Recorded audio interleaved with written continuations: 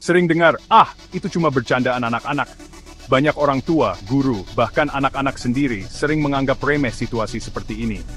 Padahal, di balik kalimat sederhana itu, bisa saja tersembunyi masalah yang jauh lebih serius dari sekadar candaan biasa. Sebenarnya, itu sering jadi alasan untuk menutupi masalah serius, bullying. Banyak kasus bullying justru tidak terlihat karena dianggap wajar atau bagian dari tumbuh dewasa. Tapi benarkah seperti itu? Bullying bukan sekadar konflik biasa atau ledekan iseng. Konflik biasa terjadi dua arah, dan biasanya selesai dengan kompromi. Tapi bullying, ada niat menyakiti dan ketidakseimbangan kekuatan. Ini adalah perilaku agresif yang dilakukan berulang-ulang oleh seseorang atau kelompok yang merasa lebih kuat kepada yang dianggap lemah. Korban seringkali tidak berdaya untuk melawan atau membela diri. Ada 3 kunci utama dalam bullying. Niat menyakiti, dilakukan berulang, dan ketidakseimbangan kekuatan. Ketiganya harus ada agar sebuah perilaku bisa disebut bullying. Contohnya, Budi yang setiap hari bekalnya diambil teman-temannya. Ini bukan sekadar iseng satu kali, tapi sudah menjadi pola yang merugikan Budi secara fisik dan emosional. Ini bukan lagi bercanda, tapi pola penindasan yang terus-menerus. Korban merasa takut, malu, bahkan bisa kehilangan kepercayaan diri. Konflik itu dua arah. Bullying itu satu arah. Ada yang menindas, ada yang ditindas. Dalam bullying, korban tidak punya kekuatan yang sama untuk membela diri. Luka bullying bukan cuma fisik, tapi juga mental, dan bisa membekas sampai dewasa. Efeknya bisa berupa kecemasan, depresi, bahkan trauma jangka panjang. Banyak orang dewasa menyepelekan, "Dulu saya juga diejek, tapi baik-baik saja." Padahal, tidak semua anak punya daya tahan mental yang sama. Padahal, zaman berubah, dan pemahaman kita juga harus berkembang. Bullying sekarang bisa terjadi di dunia nyata, maupun dunia maya, seperti lewat media sosial. Menganggap bullying sebagai hal normal sama saja membiarkan luka kecil jadi infeksi parah. Luka yang dibiarkan bisa berkembang jadi masalah besar. Luka mental sering tak terlihat, tapi dampaknya besar. Anak bisa merasa sendirian, tidak berharga, bahkan kehilangan semangat belajar. Bullying mempengaruhi cara anak memandang dirinya, orang lain, dan dunia. Rasa percaya diri dan rasa aman bisa hilang begitu saja. Jadi, mari sepakat, bullying itu masalah serius. Ini bukan sekadar fase yang akan hilang sendiri, tapi masalah yang harus dihadapi bersama. Langkah pertama memberantas bullying adalah menyamakan persepsi. Semua pihak harus paham bahwa bullying itu nyata dan berbahaya. Orang tua, guru, dan remaja harus paham betul definisinya. Dengan begitu, kita bisa lebih mudah mengenali dan mencegahnya sejak awal. Jika ada anak terus-menerus diejek atau dikucilkan, itu bukan bercanda, itu bendera merah. Jangan tunggu sampai terlambat untuk bertindak. Mengakui bahwa bullying nyata dan berbahaya adalah fondasi membangun lingkungan aman. Anak-anak berhak merasa aman dan dihargai dimanapun mereka berada. Dengan pemahaman ini, kita bisa lanjut ke langkah berikutnya, mengenali bentuk-bentuk bullying dan cara menghentikannya. Bersama, kita bisa ciptakan lingkungan yang lebih aman dan sehat untuk semua anak. Bullying fisik seperti mendorong atau memukul memang mudah dikenali, karena bentuknya yang nyata dan langsung terlihat. Namun, seringkali kita hanya fokus pada luka yang tampak di permukaan, tanpa menyadari bahwa ada bentuk-bentuk bullying lain yang sama berbahayanya, bahkan bisa lebih menyakitkan secara emosional. Selain fisik, ada bullying verbal, seperti ejekan, hinaan, atau kata-kata kasar yang dilemparkan di depan umum maupun diam-diam. Kata-kata ini bisa menusuk hati, dan membuat seseorang merasa tidak berharga. Komentar jahat, sindiran, atau bahkan candaan yang berlebihan, bisa menghancurkan kepercayaan diri seseorang. Luka dari kata-kata seringkali membekas lebih lama daripada luka fisik, karena terus teringat di benak korban. Ada juga bullying relasional, yaitu mengucilkan seseorang dari pergaulan, menyebarkan gosip, atau membuat korban merasa tidak diterima di lingkungan sosialnya. Tindakan seperti memanipulasi teman agar membenci korban, atau sengaja tidak mengajak seseorang dalam kegiatan kelompok, bisa membuat korban merasa sangat kesepian dan tidak diinginkan. Di usia remaja, perasaan terisolasi dan tidak diinginkan, ini bisa berdampak besar pada kesehatan mental dan perkembangan diri korban. Sekarang, bullying juga merambah ke dunia maya. Cyberbullying terjadi lewat pesan singkat, komentar jahat, atau unggahan yang mempermalukan korban di media sosial. Foto, video, atau meme yang diedit untuk mempermalukan seseorang bisa tersebar luas dan sulit dikendalikan. Komentar negatif di media sosial pun bisa sangat menyakitkan.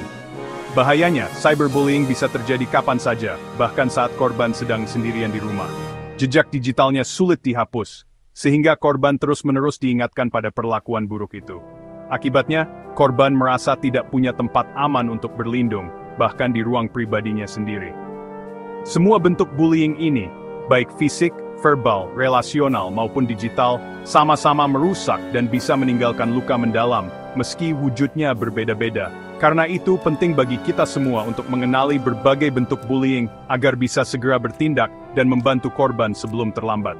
Setiap tindakan kecil untuk mencegah bullying bisa membuat perbedaan besar dalam hidup seseorang. Rumah adalah tempat anak belajar karakter dan mental. Peran orang tua sangat penting dalam mencegah bullying, dimulai dari komunikasi terbuka. Jadikan rumah tempat anak nyaman bercerita, tanpa takut dihakimi. Tanamkan empati, ajarkan anak memahami perasaan orang lain lewat contoh sehari-hari. Hargai perbedaan, berbeda itu wajar dan indah. Hindari komentar negatif tentang kelompok tertentu di depan anak. Sikap orang tua adalah cermin bagi anak. Tunjukkan cara menyelesaikan konflik tanpa kekerasan. Praktikkan kebaikan dan rasa hormat setiap hari. Rumah yang hangat akan mencetak anak yang membawa kehangatan ke lingkungannya. Selain nilai positif, anak perlu dibekali ketahanan mental. Bangun rasa percaya diri dengan mengapresiasi usaha, bukan hanya hasil. Ajarkan anak mengelola emosi dan berkomunikasi asertif. Validasi perasaan mereka, lalu ajarkan cara mengekspresikan emosi dengan sehat. Latih anak berkata tidak dengan sopan dan tegas. Yakinkan anak bahwa meminta bantuan bukan tanda lemah. Beri daftar orang dewasa terpercaya yang bisa dihubungi. Dorong anak punya hobi atau minat di luar sekolah, untuk membangun kepercayaan diri dan lingkaran pertemanan positif. Identitas dan kebahagiaan di luar sekolah membuat anak lebih tangguh. Anak yang kuat mentalnya tidak mudah terpengaruh drama sosial.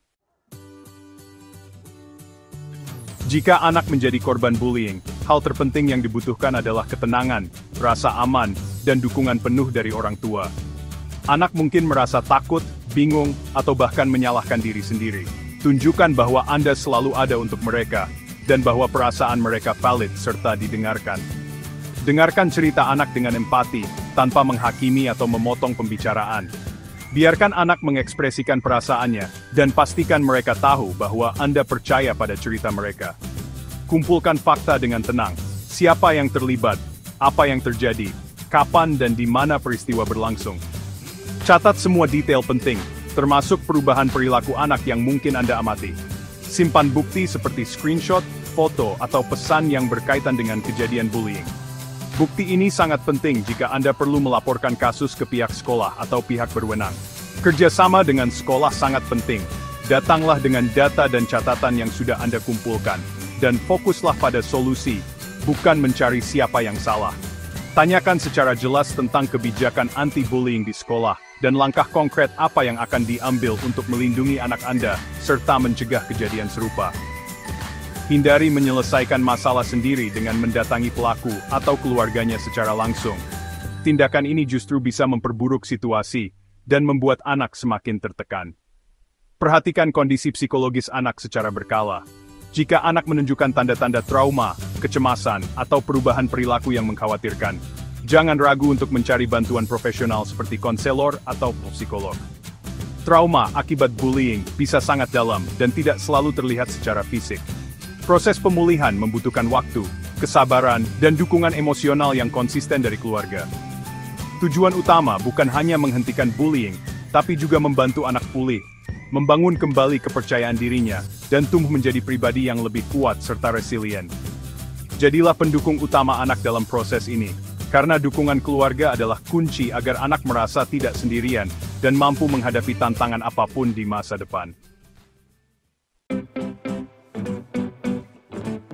Jika anak kita pelaku bullying, jangan langsung menyangkal.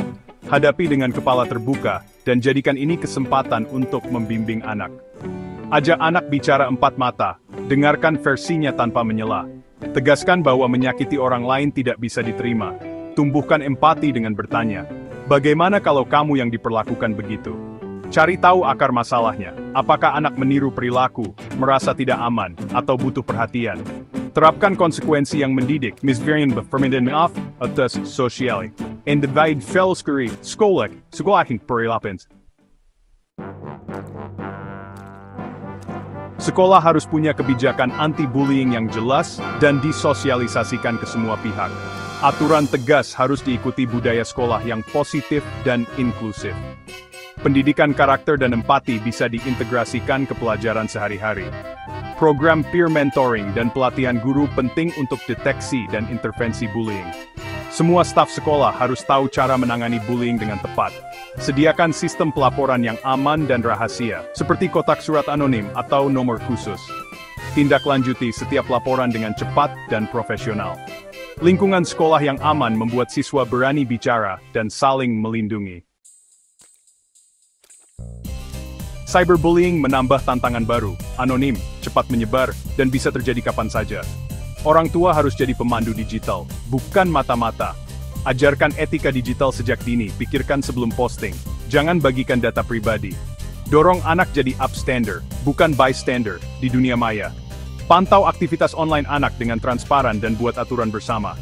Jika cyberbullying terjadi, simpan bukti, gunakan fitur block dan report, dan laporkan ke sekolah. Jangan suruh anak hapus akun, itu bisa terasa seperti hukuman. Komunikasi terbuka tetap kunci menghadapi masalah digital. Dunia maya luas, tapi tetap ada aturannya. Perang melawan bullying hanya bisa dimenangkan lewat kolaborasi rumah dan sekolah. Rumah dan sekolah adalah dua pilar yang menopang keamanan mental anak. Sinergi dimulai dari visi dan bahasa yang sama soal anti-bullying. Konsistensi pesan di rumah dan sekolah memperkuat nilai dalam diri anak. Jika insiden terjadi, duduk bersama, cari solusi, bukan saling menyalahkan. Komunikasi terbuka dan saling menghormati adalah fondasi kemitraan efektif. Lingkungan positif dan inklusif adalah investasi masa depan anak dan masyarakat. Mari bergandengan tangan, membangun jembatan menuju masa depan yang aman dan penuh harapan.